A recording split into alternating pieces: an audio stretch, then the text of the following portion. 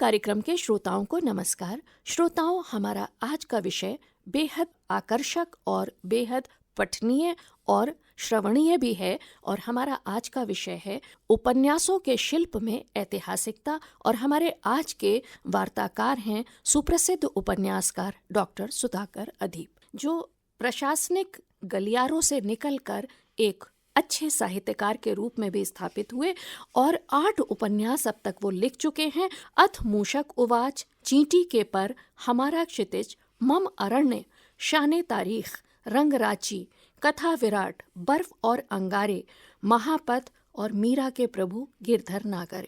इसके अतिरिक्त आपके कहानी संग्रह, कविता संग्रह और हिंदी उपन्यासों में प्रशासन और इसके अतिरिक्त अन्य कई ग्रंथ भी प्रकाशित हो चुके हैं। डॉक्टर सुधाकर अदीब, आपका स्टूडियो में स्वागत है। नमस्कार, बहुत बहुत धन्यवाद। आज जिस विषय पे हम चर्चा करने वाले हैं वो विषय बहुत ही महत्वपूर्ण है और एक बहुत लंबे फलक को अपने आप में समेटे हुए है, हिंदी उपन्यासों में ऐतिहासिकता। और ये एक बहुत लंबी कड़ी है। सुधाकर अदीब जैसे बहुत ही अध्यवेता साहित्यकार आज इस पे हमारे साथ बातचीत करेंगे। सुधाकर जी, हम ये जानना चाहते हैं कि सबसे पहले हिंदी में उपन्यास में ऐतिहासिकता का इस्तेमाल किसने किया और वो कौन उपन्यासकार थे? देखिए, हम लोगों के पूर्वज साहित्यकारों में, हिंदी कथाकारों में सबसे पहला नाम अगर हमारे मस्तिष्क में आता है तो वो है पूजनीय वृंदावन लाल वर्मा जी। वृंदावन लाल वर्मा जी ने अनेक ऐतिहासिक उपन्यास बुंदेलखंड की पृष्ठभूमि में, क्योंकि वो उसी क्षेत्र के निवासी थे।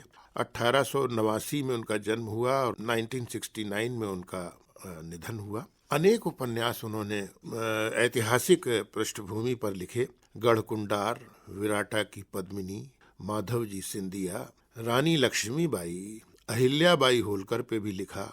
ललितादित्य जो बहुत बड़े सम्राट हुए हैं कश्मीर के, उन पे भी लिखा। और मृगनयनी उनका बहुत ही प्रसिद्ध उपन्यास है। मृगनयनी तो मैं जिन दिनों एमए का छात्र था तो मेरे कोर्स में था, वो मैंने तब पढ़ा था। सबसे पहला नाम जो आता है वो वृंदावन लाल वर्मा जी का आता है। उसके बाद हमारे अपने शहर यानी लखनऊ के अमृतलाल नागर। तो अमृतलाल नागर जी के उपन्यासों की ऐतिहासिकता पे आप क्या कहेंगे? देखिए, अमृतलाल नागर जी ने, अगर मैं कहूँ, उनकी दृष्टि पूरी तरह से एक ऐतिहासिक पुरातात्विक थी और उन्होंने स्थानीय लखनऊ के परिवेश को बहुत कुछ अपने उपन्यासों में चित्रित किया है। और बिना उस दृष्टि के आप सशक्त कोई कार्य कथा क्षेत्र में नहीं कर सकते। फिर भी उनके जो कुछ ऐतिहासिक उपन्यास हैं, एक तो महाकाल जो उन्होंने बंगाल के अकाल के ऊपर लिखा था जी, और जिसमें लाखों लोग भूख से मरे हैं, अन्न के अभाव में मरे हैं। उसके अलावा उनका शतरंज के मोहरे, जो कि अवध के नवाबों को लेकर रचा गया और ईस्ट इंडिया कंपनी के ज़माने में, और किस प्रकार की विलासिता थी, किस प्रकार की एक आराम की जिंदगी थी, मौज की जिंदगी थी। शासन प्रशासन शिथिल होता गया और फिर कैसे कैसी दुर्गति को प्राप्त हुआ आगे चल के। मानस का हंस उन्होंने तुलसीदास जी के ऊपर जीवनी परक उपन्यास लिखा। इसी तरह से खंजन नयन सूरदास पे लिखा। तो आप ये देखिए कि यद्यपि ये जीवनी परक उपन्यास हैं, लेकिन जीवनी परक उपन्यास भी जो हैं वो अपने समय के इतिहास को आपके सामने शब्दांकित करके उस परिवेश को, उस वातावरण को, उस समय के जन जीवन को रखते हैं। तो इसलिए उनका ऐतिहासिक महत्व है। करवटें उनका बहुत प्रसिद्ध उपन्यास है जो बाद के समय में लिखा है। अलग अलग समय के उसके अंदर चित्र हैं ऐतिहासिक। तो इस प्रकार से अमृतलाल नागर भी हमारे बहुत पूजनीय ऐतिहासिक उपन्यासकारों में रहे हैं। और अमृतलाल नागर जी के बाद अगर हम अगला नाम लें वो है मनु शर्मा।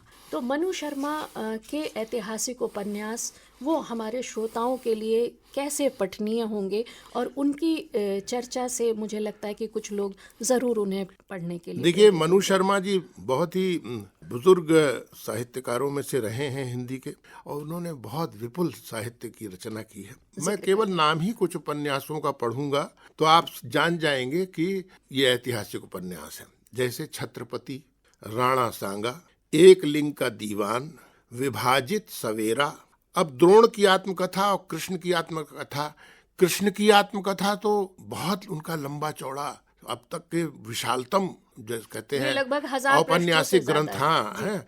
अब कृष्ण की आत्मकथा, फिर वही बात आ गई कि साहब ये तो पौराणिक है। अब पौराणिक में भी लोग कहते हैं कि साहब पौराणिक का इतिहास से क्या लेना देना।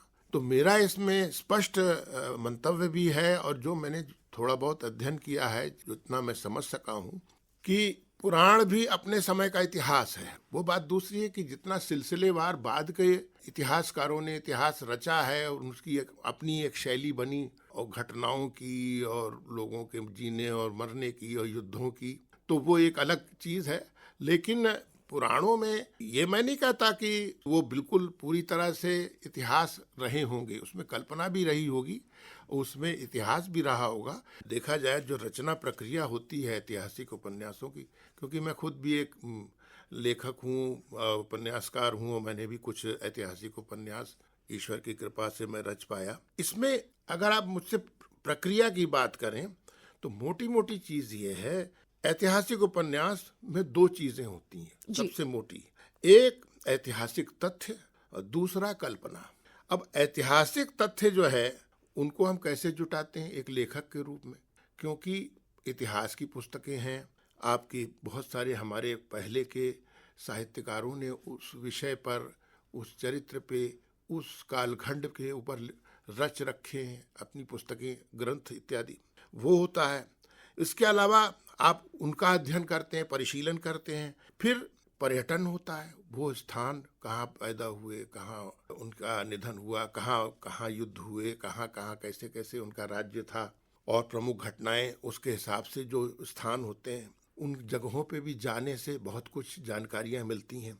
इसके अलावा हम जब विभिन्न स्रोतों से ऐतिहासिक तथ्यों को जुटाते हैं, तो उसमें जब अनुसंधान करते हैं, अपना भी चिंतन मनन डालते हैं, तो हमको पता चलता है कि अब जैसे कहते हैं साहब अमुक व्यक्ति जो है ऐतिहासिक पात्र, उसका जन्म यहाँ नहीं वहाँ हुआ था, ये समय नहीं ये समय था, तो उसमें फिर हम उस पूरे जो बिखरे हुए तत्व हैं उनमें से हम ढूंढते हैं कि समान रूप से कहाँ पे जाके सुई टिकती है, तो उससे पता चलता है अनुसंधान से। अच्छा, अब आया कि कल्पना। देखिए, मैं अपने ही एक दो उपन्यासों से जी। अगर उदाहरण दूं, मुझे आप आज्ञा दें। कल्पना का जो सम्मिश्रण है वो बहुत ज़रूरी है। आप आखिरकार इतिहास ग्रंथ तो लिख नहीं रहे हैं। जी। आप जब एक ऐतिहासिक उपन्यास लिख रहे हैं या जीवनी परक उपन्यास लिख रहे हैं, तो उस समय आप बिना कल्पना के सहारे के, आप चाहें कि बस वो स्केलेटन जो है, वो ढांचा जो है, जो आपको इतिहास से या अन्य जगहों से मिला है, तो एक तरह से वो ऐतिहासिक जो ढांचा है उस पे मांस चढ़ाने का काम, बिल्कुल, क्या उस पे बात कही त्वचा, आपने। उस पे रक्त, और जीता उसमें जागता मज्जा हृदय, अस्थि देने का धड़कन, काम। वो जी। वो तो लेखक ही पैदा करेगा, साहित्यकार ही पैदा करेगा। तो वो कल्पना वहाँ पे काम देती है। लेकिन ध्यान ये देना पड़ता है कि जो ऐतिहासिक तथ्य हैं वो कहीं से उनसे छेड़छाड़ ना हो, विखंडित ना होने पाए, तब तो सार्थक है वो लेखन ऐतिहासिक उपन्यासों का। सुधाकर जी, आपने हमें कैसे हम शिल्प को जोड़ते हैं और उसके साथ इतिहास की बिना छेड़छाड़ के, ये बहुत खूबसूरती से बताया। तो श्रोताओं, आज हमने सुधाकर अदीब से ऐतिहासिक उपन्यासों के संदर्भ में कुछ बहुत खूबसूरत सी बातें जानी, और हमें उम्मीद है आपको ज़रूर पसंद आएंगी। इसी के साथ हमारा आज का हिंदी कार्यक्रम समाप्त होता है। नमस्कार।